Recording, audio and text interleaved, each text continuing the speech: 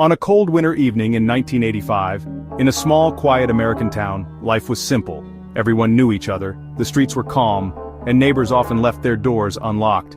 It was the kind of place where crime was almost unheard of, but everything changed in just one night.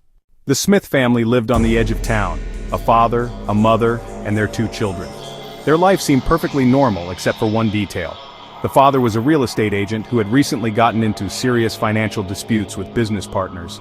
Not long before tragedy struck, a neighbor noticed something odd. A black car with tinted windows had been parked near the Smith house on multiple occasions. It never stayed for long, but it always came at strange hours, and no one in the neighborhood knew who it belonged to. It was unsettling. But no one could have guessed what it meant. On January 14th at around 2 a.m., the quiet town was shaken awake by the sound of screams. They came from the direction of the Smith household. A neighbor, alarmed, peeked through the blinds and saw shadows moving quickly inside the house.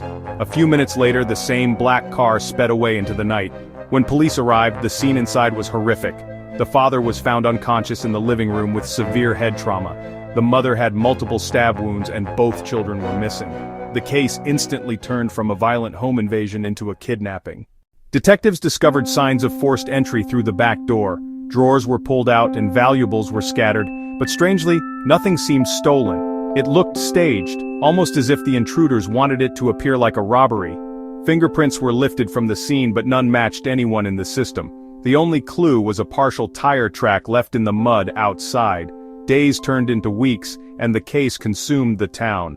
The father eventually woke up in the hospital, but his memory of the night was foggy. He claimed he had seen two masked men before he was struck unconscious. The investigation grew darker when detectives uncovered that the father had been involved in shady business deals, owing large sums of money to dangerous people. Suddenly, suspicion turned toward organized crime. 2 months later, hikers discovered a small, abandoned cabin deep in the woods, about 30 miles from town.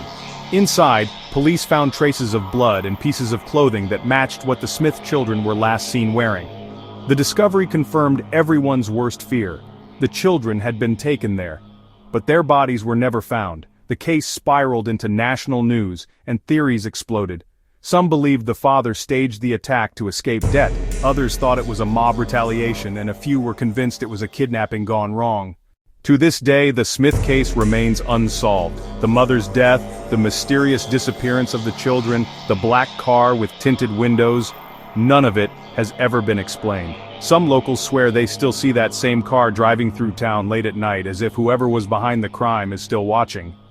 And while decades have passed, the Smith family tragedy remains one of the most haunting, unsolved cases in American small-town history. A chilling reminder that evil can strike even in the safest places.